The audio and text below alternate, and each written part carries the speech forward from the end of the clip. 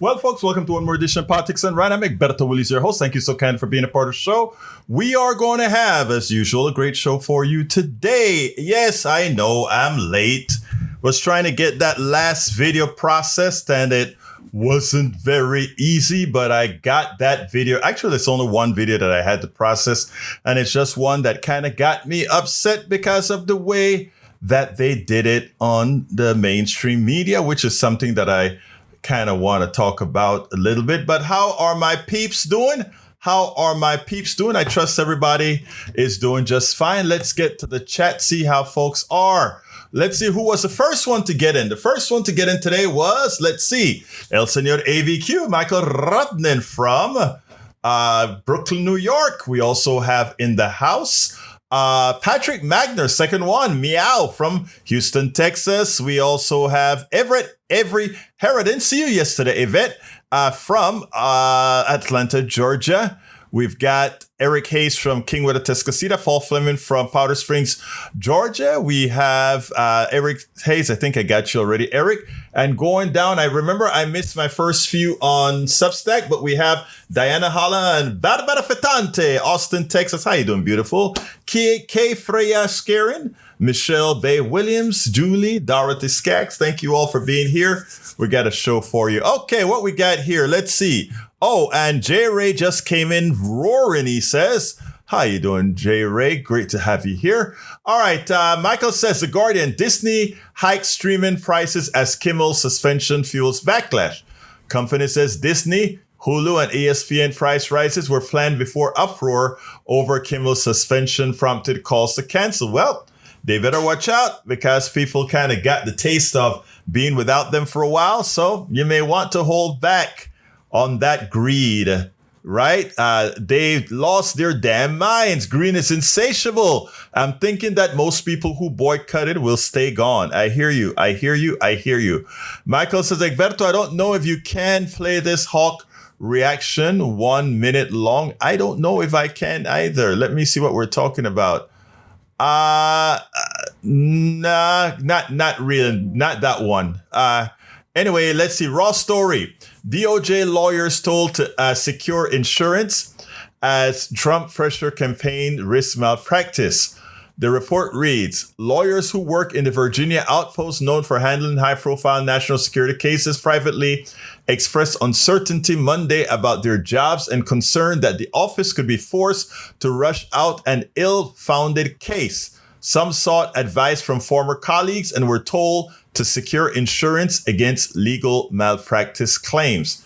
They better do that because while the president is immune, it's not the president that's bringing charges, right? So therefore, those lawyers could be, and I know there are laws that says you can't prosecute these guys for doing their job, but this can be shown that they actually went ahead and destroyed somebody's life. Well, let them do it. I hope the same way they're going to make Comey. Although I can't feel all that sorry for Comey given what he did to Hillary Clinton, but as they are going to keep Comey spending a lot of money to defend himself, Comey can do the same thing by suing them after he gets off. After he gets off. I ran across a story today. Let me tell you something about the legal system. I want to stay as far away from the legal system as possible. I saw this story about, it just happened to be in my TikTok feed, and I just couldn't believe somebody could have done this. There is this woman, she's not disabled, but nobody knows that she is in a inside of a Walmart on those carts, and she's riding in the cart with her two kids, and the early born and I guess a 2 or 3 year old walking with her, fall in the cart. And there's this Indian guy that comes by and he says to her, he's looking for Tylenol. Apparently he's taking care of his 80-something-year-old mother and he's looking for Tylenol. And he asked her about Tylenol and she was pointing to where the Tylenol was. And in the process was losing a grip of her son, the little baby son. And he kind of helped her because he thought the baby was falling, and he held the baby. And she kind of reacted. This was a white woman in Georgia. And she kind of reacted to this guy holding on to her baby, and kind of just pull the baby back, sort of like a normal thing. But this occurred in all of that occurred in about 3 seconds. She's still in the chair. After she leaves the chair, she is talking to other people in the store, etc. The guy goes by and he finds the Tylenol that somebody else helped him with. And as he's walking past her a second time, he shows her the bottle of Tylenol to say, "Oh, I got it. And like nothing, he walked off. He goes and he talks to another employee at Walmart. He's a friendly guy, another employee of Walmart.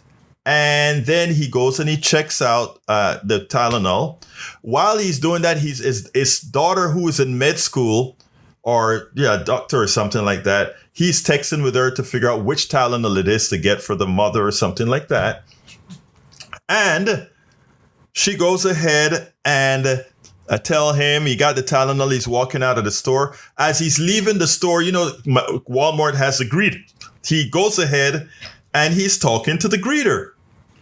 And so he's not in a hurry to leave the store or anything, and he goes home. This woman, after speaking to several people in the store, at the end, when she's leaving the store or something like that, calls 911 and accuses the Indian guy of trying to kidnap her baby. By now, this guy is home. The DA picks this guy, goes to this guy's home, picks him up, arrests him, and he stayed in jail for 45 days. He was in jail without bond.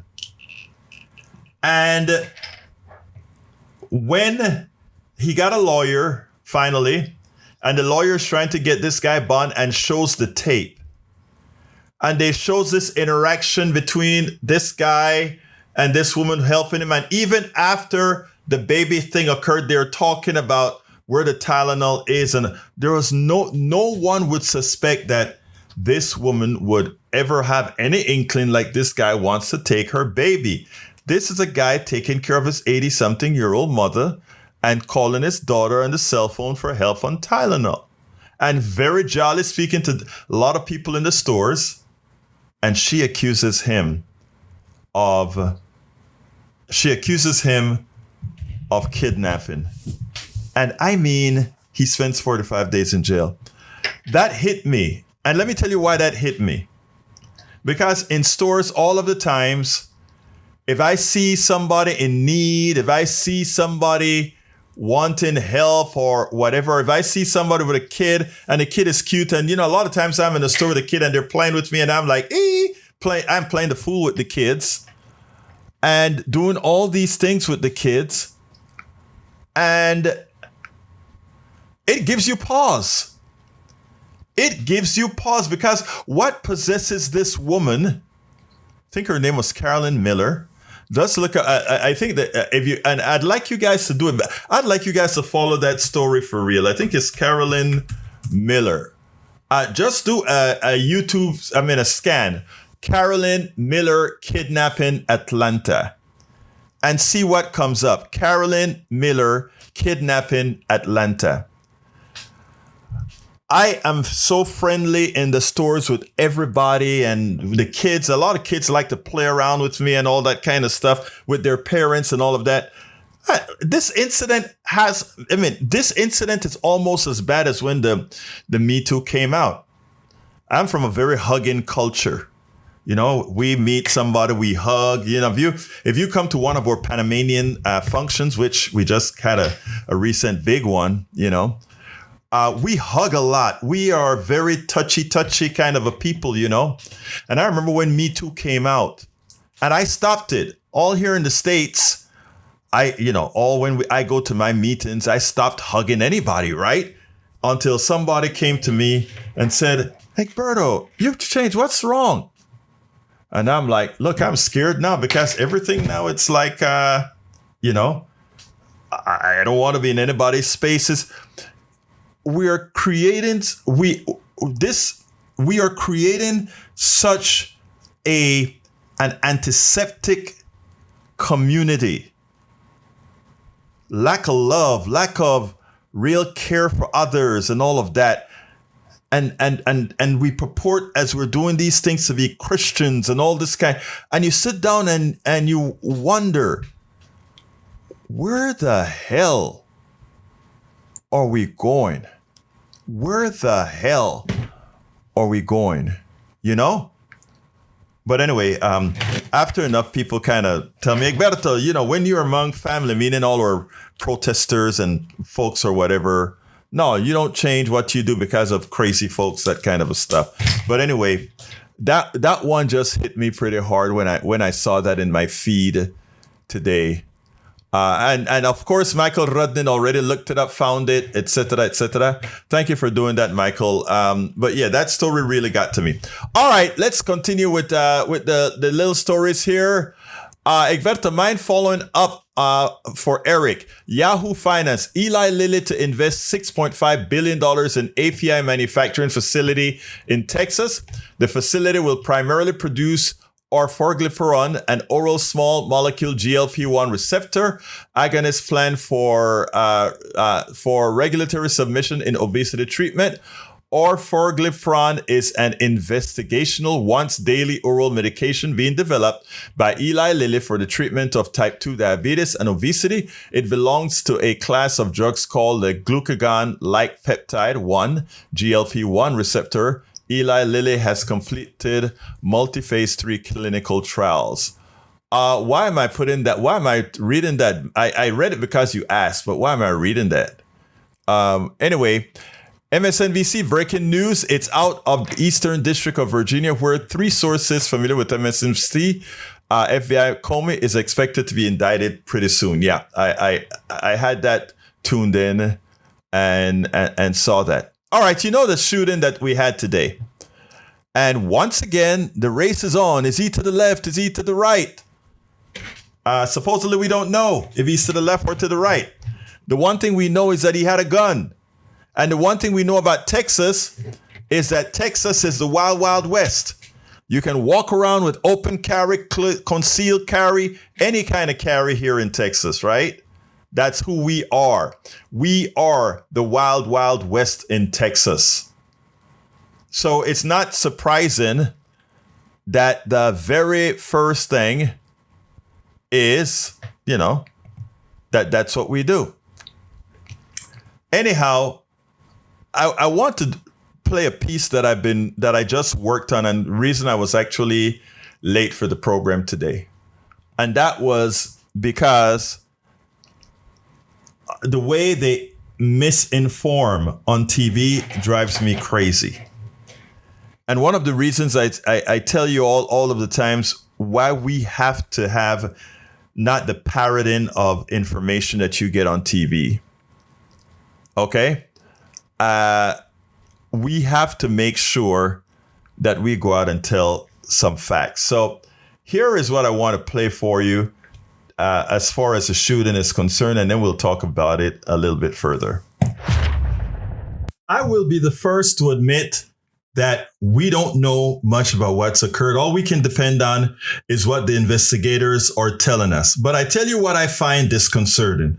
I find disconcerting that a couple of hours or so after the incident, that Kash Patel, the FBI director, puts out a message with, or I pick a photo with the bullets that are saying anti-ICE, and scratched in what looks like a marker saying anti-ICE. I find it suspect that immediately in that first news conference, the FBI, the federal agent, comes out and immediately wants to ascertain that this person committing this crime is sort of, maybe from the left.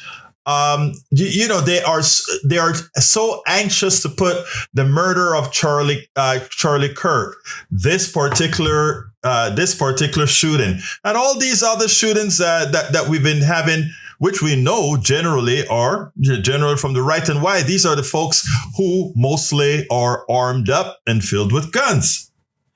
But further, that made it disconcerting to me was how they described the shooter. On the MSNBC just a few minutes ago, this is the picture, or this is the type of way the host asked about the individual. And look how they describe this individual. I'll take it on the other side. More about the suspect and what you've learned from there in Dallas. Yeah, let's start with how this played out. He was on a building not far from the ICE facility, an elevated position where he shot into the Sally Port, the area where detainees are moved from a van into the facility, then moved out and taken to a detention center. This was not a detention center. They don't keep people in this facility, but instead it is a field office where they not only work people through that they've just arrested, but that they have people daily coming in for routine meetings. So that's where this took place. As for the suspect, we have learned a bit more in the last 30 to 45 minutes. Joshua John, a 29-year-old who was born here in Texas. We know politically he was registered as an independent. The last time he voted was in 2024. And in 2016, he was convicted, pled guilty to a felony charge of marijuana delivery. So he does have a criminal record. We know that both federal agents and local law enforcement continue to look into his background as well. But again, this happened at a field office. We talked with a woman whose husband was inside at the time. She was in a car with her 9-year-old son. They dove under the vehicle when they said they heard at least 20 shots ring out. Dallas police coming, grabbing them, rushing them into the facility until things calmed down. Still a lot unfolding here right now, Katie, but that's the very latest. Now, Katie Turr simply said, tell us more about this guy. And one of the things that they said is this guy is Texas born. He's a resident of Texas, and he is a registered independent. For the rest of the country, that may sound okay. It's like, okay, so we don't exactly know what he is. Well, guess what? In Texas, you don't register with parties. So you don't know if a person is independent, Republican, or Democrat. The closest you could come to getting a feel for what they are is whether they vote in a Republican primary or a Democratic primary. But what a whole lot of Texans have learned to do is if they want to get a bad candidate elected in the Democratic Party, you'll have a lot of Republicans vote in the Democratic Party and vice versa. So you don't know based on, you don't have any way to determine in Texas if somebody is Republican or Democratic. You can simply infer by looking at their actions, looking at their Facebook, looking at what they talk about, listening to what they say. That's the only way you know if a person is a Republican or Democrat in Texas. So once I saw that heading that says registered independent, I knew they were full of it, because in Texas, you don't register as an independent, Democrat, or Republican. So that makes everything that they're talking about this guy suspect. And do you notice something else there?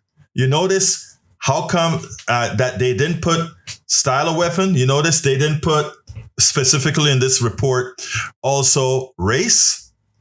Because we know there is a certain characteristic of these killers that are out there.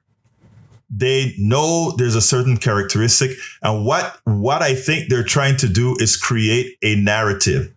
They're trying to create a narrative to somehow bring an attack on anybody on the left.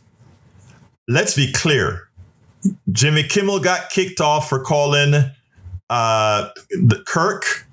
They're calling the guy who killed Kirk a MAGA guy. I don't see why anybody should apologize for him saying that, or anybody should say any different, because there's nothing about the killer of Charlie Kirk who says he's anything other than MAGA. And there's nothing about this current killer today, I think his name is John. I don't remember what his name is, but there's nothing about him that gives you an idea his party affiliation. So right now they're trying to create a narrative on people they quite don't know. But if we are to infer, we know that the people that are gunned up, we know that the people that commit this kind of crime are generally folks on the right. Not to say that somebody who associates with the left wouldn't do that, but I'm saying if you had to make a bet, 75% of the times you'd be right if you said it came from the right. And I want people to be very sure, very aware of this, because in America, well, everywhere, but we are here in America. In America, we are not looking, the people who are given the news aren't necessarily looking for truth. They're looking for narrative.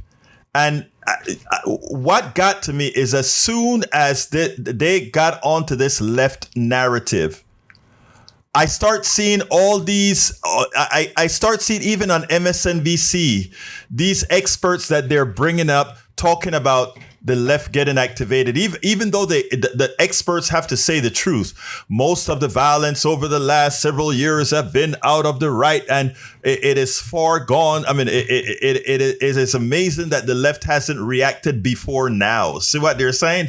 Oh, they want to have some credibility by saying, yes, we acknowledge that most of the evil, most of the killing, most of the domestic terrorism was in fact by the right.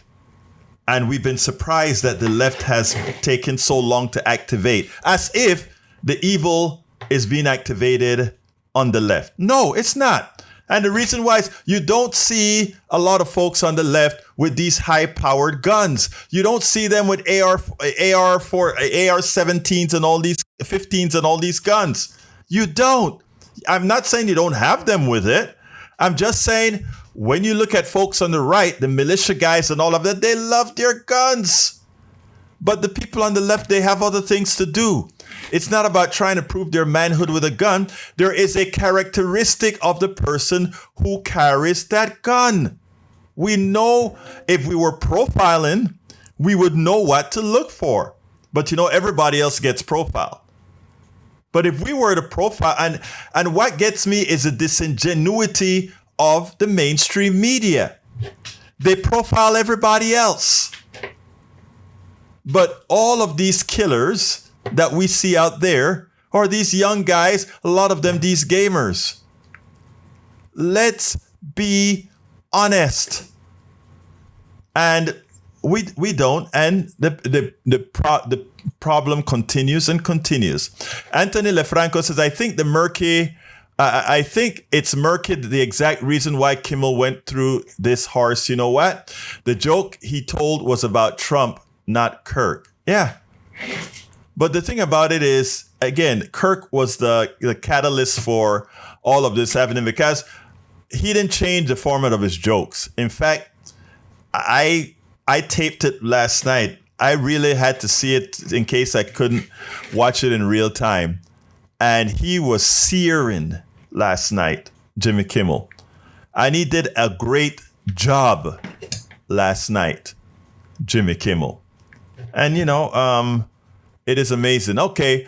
Michael says we on the left are still trying for political revolution, not a violent revolution. We on the left are still organizing rallies and petition drives. Exactly.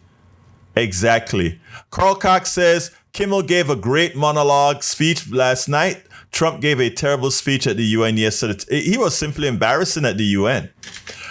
I have some other stuff, a very important TikTok that I want to show you. But beforehand, if anybody wants to call in and say anything before I go to that TikTok, please feel free to do so. Holly, welcome aboard. Karen Dunford, Auden, Kimby, Jane Sykes, Angie Decadence. Angie Decadence? All right. Decadence? What's so decadent? Sandra D, Pat Hatcher, Natalie Lago. How you doing, Natalie? Linda Edco, Judy, Kat, Fetante. What happened? What happened was the killing, and I think that's what I was talking about. Anyhow, the telephone number 281-823-7747. If anybody wants to call in before I get to the other subject, but I want to just forewarn folks. I am not a conspiracy theorist, but the guy got off several shots, right? And we don't have the angles or anything like that. But I have a lot of things to wonder about with this. First, the picture of the bullets, real quickly saying anti-ice. That's one. Second, that they try immediately to point out that the guy was an independent, right? No correlation, whatever. Three, that no ICE person got hit, even though they're in close proximity to the people that they've been arresting. I don't know that this guy was going after any ICE agent. I don't know that. I do not know that this guy was going for any ICE agent. I think this one opens itself more to conspiracy theories than the Kirk murder. I really do. There are so many things in here that almost seem to want to continue the narrative of the left acting. But yet they can't find somebody on the left to really perpetrate these incidents, because Tyler Robinson for sure wasn't on the left. And for sure, this young man, his brother has stated categorically is very apolitical, according to the brother. Apolitical. So let's be careful here and push back hard whenever somebody come to you, or whenever somebody is telling you any of these guys are on the left. It is essential, it is imperative that we push back hard and refute it. It is imperative that we refute it. We should not accept any other. You're calling on the wrong line again, Ray. Ray, you're calling on the wrong line, my brother. 281-823-7747. 281-823-7747. So, folks, this is the first lesson for today. Most of the killings in this country, the domestic terrorism, occurs on the right, from January 6th right back. And let's remember that. Mr. Ray Brackens, how you doing, my dear brother? Yes, Egberto. Hello. I was watching your morning show, and I was actually, the day before that, I was getting ready to work, and I thought, let me go ahead and tune into the local news so I can find out what's going on in the community. And then we interrupt your news report for this special report. And then, of course, and I had a name I wanted to say, but I was scared to say it on the radio because it was it wasn't as risky as it could be. But when I say that pickle-headed, orange Cheeto face, son of a, you know what. But yeah, I was trying to avoid seeing him. I was trying to watch the news to find out what's going on in my neighborhood. But we had to watch him for 30 minutes or whatever time. I didn't even watch it. I was like, as soon as he came on, I was like, I'm not even watching this crap, because I knew it was a bunch of, and the way he looks at the people in the room, it's like, he just got this, it's like, I'm just thinking to myself, if there is a God, which I'm not saying there isn't, but the jury is out on that. If there is a God, I'm thinking to myself, while he's at this highest moment embarrassing us, why can't he just why can't he just tweak out for a little bit? You know, why can't he do a Mitch McConnell? Just stop talking for a moment.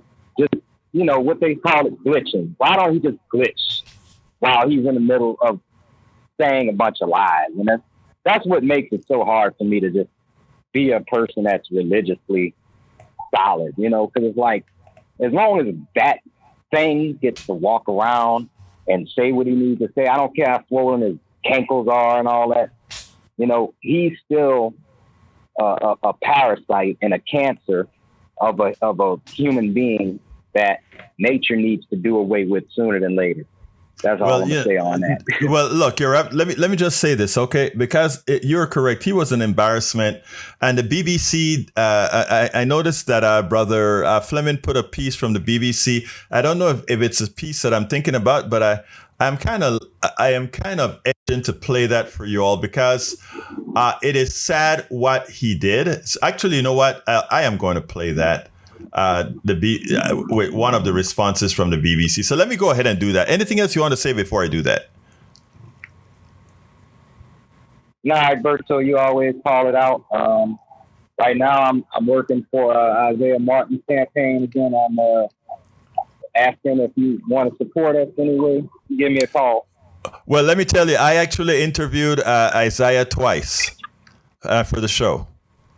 Yeah. So I did see his interview, yeah, I'm glad that he's running. He's putting some spunk and spice into the thing. So tell him I say hi. He knows me well. All right. I certainly will, Egberto. And I'll keep Take care, my brother. Have a good one now. All right, folks. Let me go ahead and do this. Let's go ahead and play this for what the BBC had to say, and then we'll take it on the other side. And the government minister said. And Nick, you've been going through some of the claims. Let's start with London wants to go to Sharia law.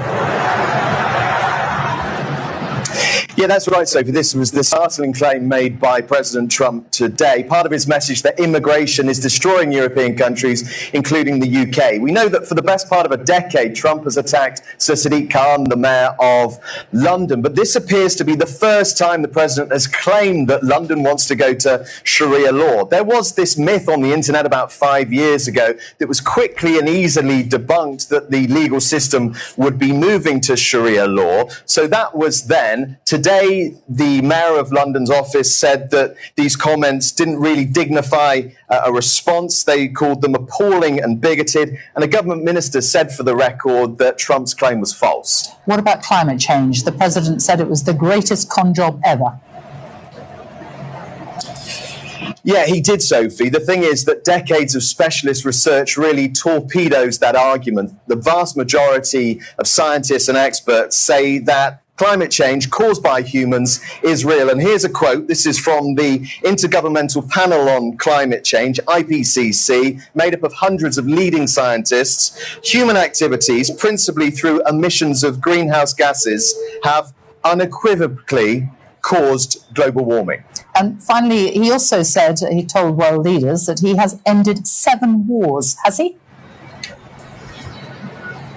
No, he hasn't, Sophie. That is not the case. Trump claimed that thousands of people were dying in each of these 7 wars he talked about, but the reality is very different. Some of them were very quick skirmishes across borders. There was one that was a dispute between Egypt and Ethiopia over water, over the construction of a dam on the River Nile. There was no fighting there. President Trump says he deserves the Nobel Peace Prize, but the war in Gaza continues, as to the war in Ukraine, which, of course, Mr. Trump said he could end in just one day, Sophie. Nick, thank you. Well, Sarah Smith is still with us, as you just saw. Sarah, how did this address to the United Nations go down? Well, that's really interesting because you could see how uneasy many of the world leaders listening to it were by the looks on their faces. But they haven't come out and criticised him yet. In fact, we've had the UN Secretary General repeating that they believe that America is essential to the work of the United Nations. Ursula von der Leyen from the European Union, for instance, has said she agrees with Donald Trump about Europe's need to end its reliance on Russian oil. I mean, Donald Trump came here 7 years ago and bragged about his achievements in office, and the people listening to him actually laughed at him. It was a humiliating moment for him. But things have changed so much. Nobody dares do that. And Nick, you've been going through some of the claims. Let's start with London wants to go to Sharia. All right, that was that. Now, Patrick, you can go and call in if you want to talk about those grocery stores. But folks, it is important that we understand. The rest of the world sees it. They're playing ball and they're preparing. Donald Trump right now still hold cards because of who we are, the essential country, the country that has the monetary balance, etc. But they're building around us. You don't hear the stories about about what China is doing with their belt and road plans all around the world. You don't hear the stories about what India is. You don't hear the stories here because we are so centric among ourselves. But for those of us who are willing to go out and read the news of other countries and what's occurring in other states, etc., you'll be surprised that the rest of the world is going on. They just don't want disruptions.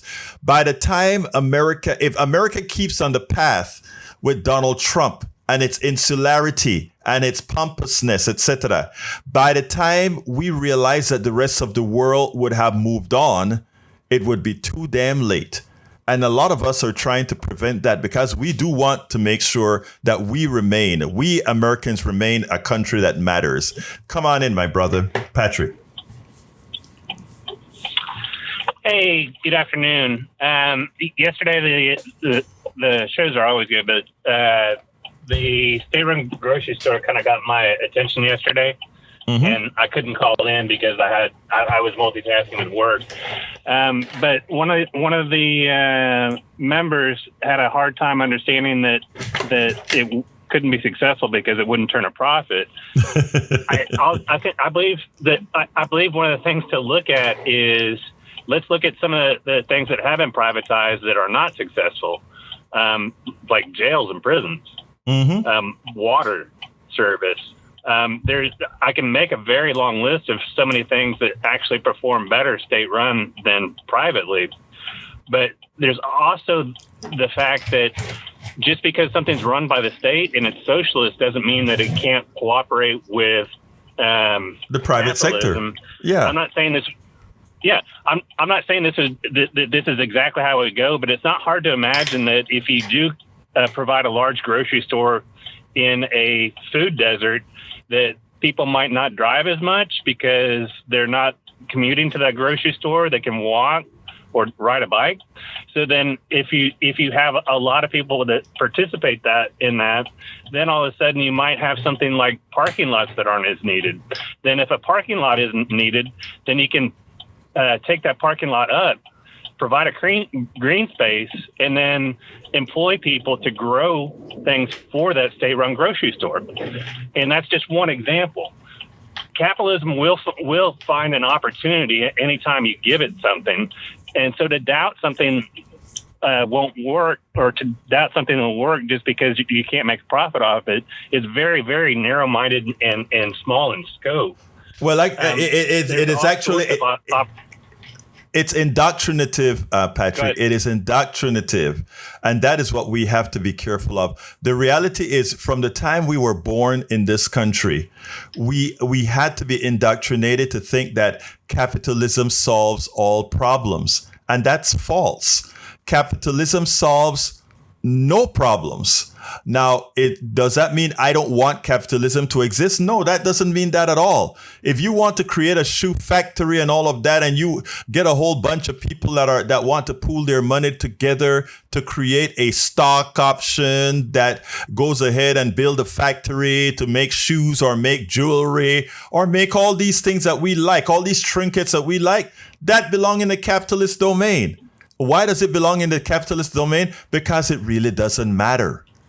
Okay, but if something matters, it does not belong in the capitalist domain. And the answer is simple. And the answer was simple for that guy who said, when we spoke about grocery stores, here's the deal, Patrick. And you said it, but I want to rephrase it a bit.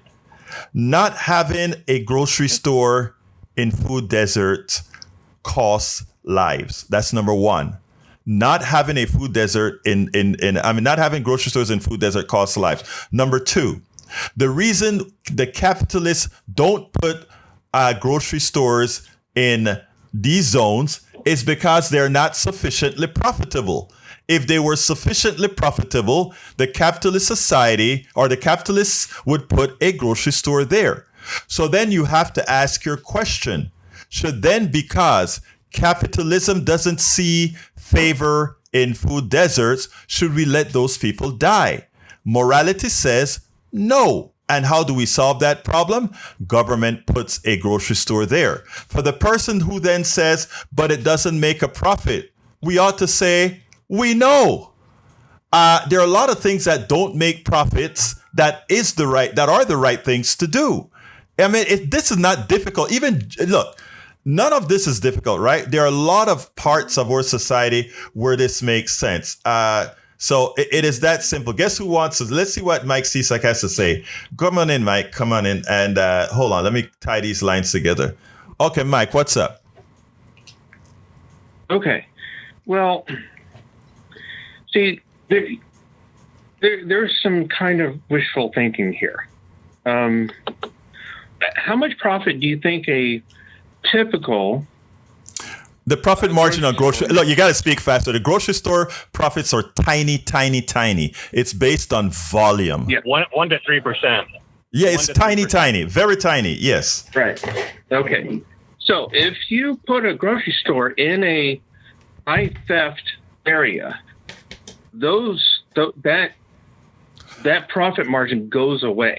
Okay, hold on a second, Mike. Wait, Mike. No, that's a wrong. Mike. That's a wrong premise, and that's what I showed to you, immoral folks, my dear brother. That's an immoral statement you just made there. If there's a high theft, let me tell you why. Let me tell you why. Be quiet. Let me tell you why it's immoral. Let me tell you why it's immoral. So you're just gonna Yes, I will. No, let me tell you why it's immoral. Yeah. Because even if it's a high crime area, let's say crime is 10% of the population. It is not, but let's say it's 10% of the population. Do you sentence the 90% of people that live there to death because it's a high crime area? No, you try to solve that crime problem. And how do you solve the crime problem? You solve the crime problem by investing in solving crime. But you see, the people on the right the leaders on the right don't have the forethought to solve problems. They have an ideological way of thinking. And once you come and tell me about profit and high crime, I don't care about that. I care about having a store that can serve the people. And that's all that matters. Nothing else matters. A store that serves the people. I mean, obvious. No, I love free market. I run my company is free market. And and guess what? It doesn't matter what you think. That's what it is. Anyway, anything else you want to add? Okay, so there was a government-run grocery store in Kansas City. Okay. All right. Because as you rightly claimed, it was run, the government there is run by a vast majority Democrat. All right. That's not where we're going. I want to talk. I don't want to talk about partisanship with this. I want to talk about solutions. Here's the quick of it. They kept pumping money into this grocery store over and over and over and over again to keep it afloat. But they couldn't because it was a high crime area. They never solved the crime problem. So what would you suggest happened to those people in that neighborhood? You take the criminals out. Okay, and so people in, you take criminals out. I agree with you there. I agree with you. Okay, I agree with you on that, sir. Okay, so why are the Democrats then flooding communities by allowing all these criminals to go again? Okay, all right, let me go back out. Let me tell you something, Mike. Them locked up away from the good people. Mr. Cisak. That's not fair. Mr. Cisak. That's not fair.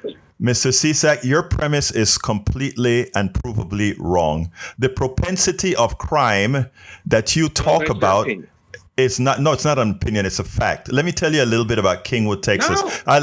I live Well, in. the fact is that I'm speaking now, sir. Mike. Bill Clinton passed the 3 strikes law. We had. All right. Let me tell Mike what the facts are. Okay. And I want to speak about this on criminality, my dear brothers and sisters, because here's the deal. I live in Kingwood. The way the FBI statistics and all of that work is as follows. The only way you become an FBI statistic is if you get entry into the system. That's the only way. You have to get entry into the... I call back in, Patrick. You have to get entry into the system. Now, I live in Kingwood, a very, very white community, okay? And a community where if you get into an accident, the cops call your daddy. Also, if you have an issue, we don't talk about the drugs in this community. This community has a lot of drugs. Yet, there are not a lot of drug convictions and a lot of address. My daughter went to school here. My daughter went to school in this place from the time she was a toddler, from kindergarten all the way up to 12th grade. We saw more drugs in Kingwood than where my wife grew up in the mostly predominantly minority community. Yet, if you compare South Park with Kingwood, you would think that people do more drugs in South Park than Kingwood. So if you look at the FBI statistics in South Park, it would say, hi, that minority community has a large percentage of drug users. And if you come to a community like Kingwood, you would say, oh, nice, beautiful community where there's no crime.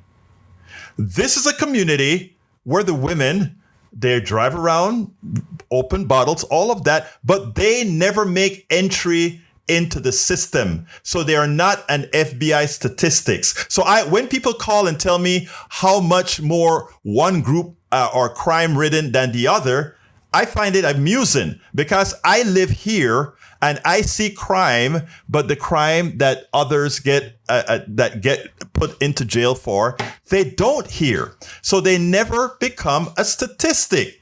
It is so hard when you're arguing with people that have a propensity to be racist. And notice, and that's not all of my MAGA here, but in the case of CSAC, it's a propensity to be racist.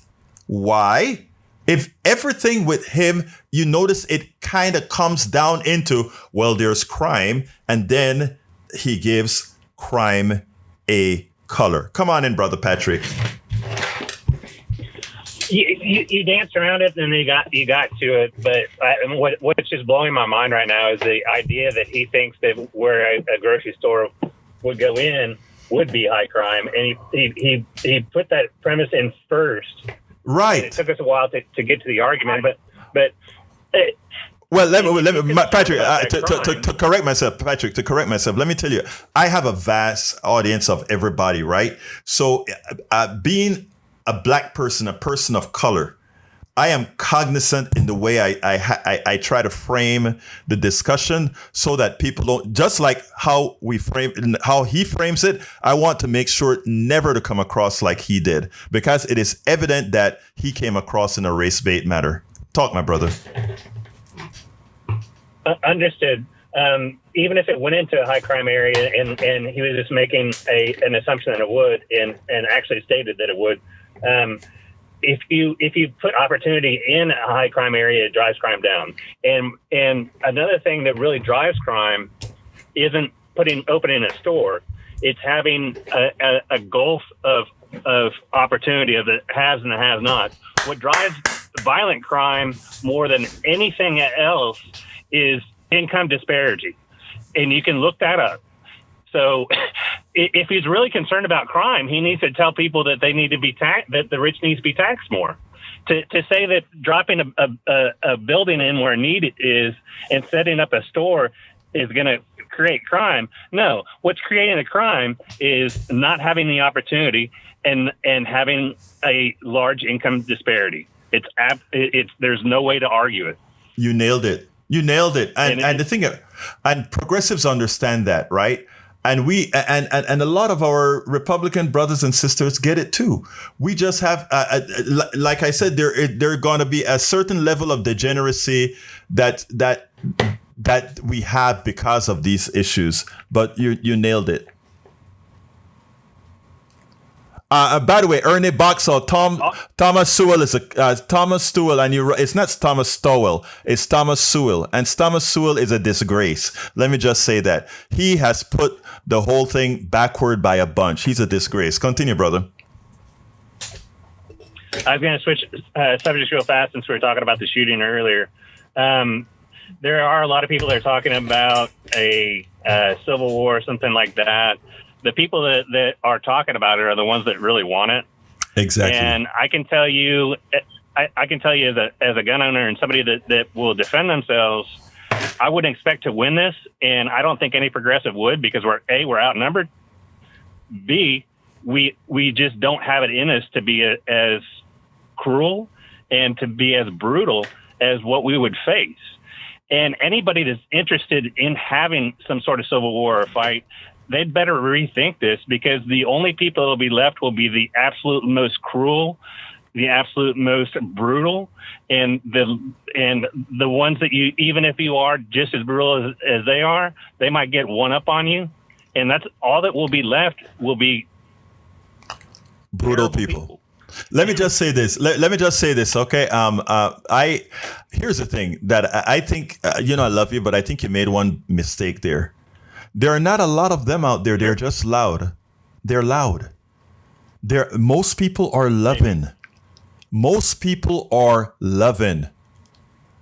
I mean, that's why I talk to all these MAGA folks and all of that. These guys are not the arm touting guys that want to blow your head off. That's not who they are. And it's hard to believe it, because the loud ones and the ones that are keyboard, what do you call them? Keyboard pilots or whatever you call them. But it's not a lot of, keyboard warrior. Let me just give you hope, brother. There are not a lot of them.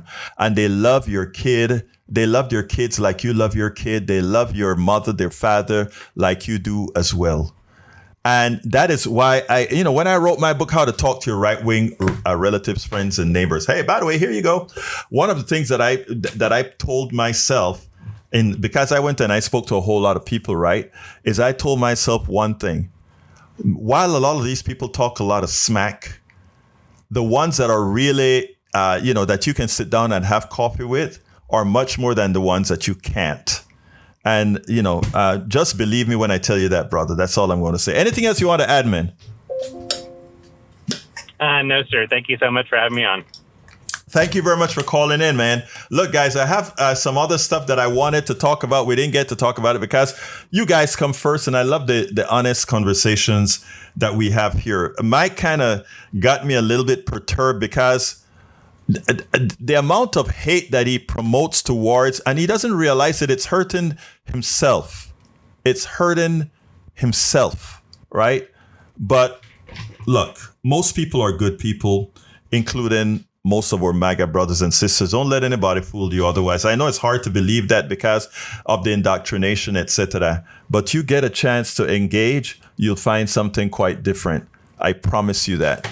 I actually promise you that. Let's see. I saw something from Michael that he wanted me to do. He says, Egberto, after the call, no rush, would you ask for the last readout before you close out the day? Mike C doesn't understand the point of where the government grocery store would go. They will go to food deserts where there are no other grocery stores nearby. The crime rate of those locations is irrelevant, as the grocery stores would either be set to so cheap that anyone could afford them, or outright free if the poverty rate is too high. They will have and SNAP would cover that because there's already a program for that. What people like Mike C refuse to understand is that the desperation that comes from poverty is the leading cause of crime. So if you uplift people out of poverty, you lower the crime rate. And that's a statement of fact. That's a statement of fact. And let me tell you, Michael, thank you for saying that. And let's remember to keep preaching that. Let's not fall into where Mike and his ilk would have you fall. let's not go there. These are hateful people that have allowed the hate from the plutocracy, from the billionaires who depend on us hating each other. And they're falling in line. And if I sit down and I hate CSAC, these folks that display hate, if I sit down and I hate these people, then the plutocracy, the oligarchy, the wealthy would have won. If I reciprocate that hate, the wealthy, I'm not changing my values. My values are moral, mathematically moral. And notice I said it, mathematically moral. Their belief system is mathematically immoral. And if I allow them to change and make me hate them, I would have allowed them to win. I would allow evil to come to pass. I will not allow that. Anyway, we are at the end of the program by over a minute, but I started about a minute or so late. So what I want to ask all my brothers and sisters to please support the program however you can. The best way to support us is via our newsletter, the Egberto Off the Record newsletter. And to do that, you can go to politicsdoneright.com/newsletter, politicsdoneright.com/newsletter. I'm putting that into the stream right now. politicsdoneright.com/newsletter. You remember, you get a chance to read all of my books free of charge on the Substack platform, etc., etc., etc. Anyway, love you all, including you, Mr. CSAC. I'm not going to let you change me. Love you all.